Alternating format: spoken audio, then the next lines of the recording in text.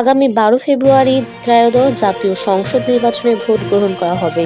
প্রধান নির্বাচন commissioner CEC M Nasir Uddin আজ বৃহস্পতিবার সন্ধ্যায় জাতির উদ্দেশ্যে ভাষণে এই কথা বলেন। জুলাই জাতীয় সংসদ বাস্তবায়নে গণভোটও হবে একই দিন। ওই দিন সকাল 7:30 থেকে বিকেল 4:30 পর্যন্ত টানা ভোট গ্রহণ চলবে। আজ বৃহস্পতিবার সন্ধ্যায় জাতির উদ্দেশ্যে দেওয়া ভাষণে জাতীয় সংসদ নির্বাচনের তফসিল ঘোষণা করেন প্রধান নির্বাচন commissioner CEC M Nasir Uddin. ঘোষিত তফসিল অনুযায়ী সংসদ নির্বাচনে প্রার্থীদের মনোনয়নপত্র জমা দেওয়ার শেষ সময় 29 ডিসেম্বর। মনোনয়নপত্র বাছাই 30 ডিসেম্বর থেকে 4 জানুয়ারি। রিটার্নিং কর্মকর্তার সিদ্ধান্তের বিরুদ্ধে আপিল দায়ের 11 জানুয়ারি এবং আপিল নিষ্পত্তি হবে 12 থেকে 18 জানুয়ারি। প্রার্থিতা প্রত্যাহারের শেষ সময় 20 জানুয়ারি। চূড়ান্ত প্রার্থী তালিকা প্রকাশ ও প্রতীক বরাদ্দ করা হবে 21 জানুয়ারি। নির্বাচনী প্রচার শুরু হবে 22 জানুয়ারি। প্রচার শেষ হবে 10 ফেব্রুয়ারি সকাল 7:30টায়। 12 ফেব্রুয়ারি সারা দেশে 300 সংসদীয় আসনে ভোট গ্রহণ করা হবে।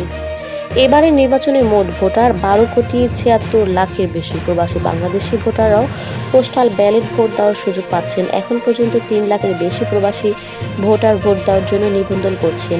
ছাত্র জনতার অভ্যুত্থানের মুখে গত বছরের 5 আগস্ট আওয়ামী লীগ সরকারের পতন হয়। 8 আগস্ট অধ্যাপক মোহাম্মদ ইউনূসের নেতৃত্বে অন্তর্বর্তী সরকার শপথ নেয়। অন্তর্বর্তী সরকার দায়িত্ব নেওয়ার 16 মাসের মাথায় জাতীয় নির্বাচনের তফসিল ঘোষণা করল ইসি। শুরুতে গত বছরের ডিসেম্বরের মধ্যে জাতীয় নির্বাচন দেওয়ার দাবি জানিয়েছিল বিএনপি সহ কিছু দল। গত 6 জুন জাতির উদ্দেশ্যে দেওয়া ভাষণে প্রধান উপদেষ্টা অধ্যাপক মোহাম্মদ ইউনূস বলেছিলেন, 2026 সালের এপ্রিলের প্রথমার্ধেই নির্বাচন অনুষ্ঠিত হবে। এরপর 13 জুন যুক্তরাজ্যের লন্ডনের প্রধান উপদেষ্টার সঙ্গে বৈঠক করেন বিএনপির ভারপ্রাপ্ত চেয়ারম্যান তারেক রহমান। ওই বৈঠকে 2026 সালের ফেব্রুয়ারির প্রথমার্ধে জাতীয় নির্বাচনের বিষয়ে দুজন একমত হন।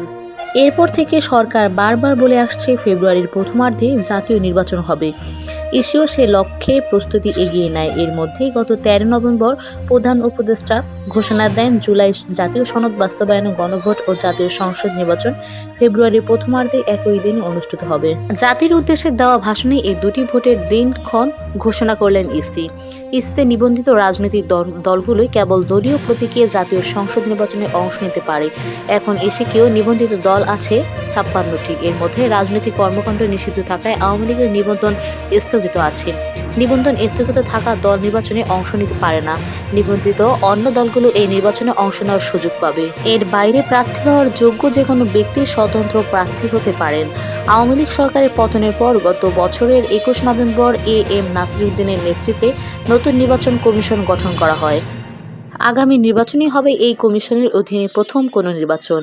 এবার জাতীয় সংসদ নির্বাচন ও গণভোট একই দিনে হচ্ছে। দুটি ভোটের সময় ব্যবস্থাপনাকে চ্যালেঞ্জ হিসেবে দেখছে ইসি।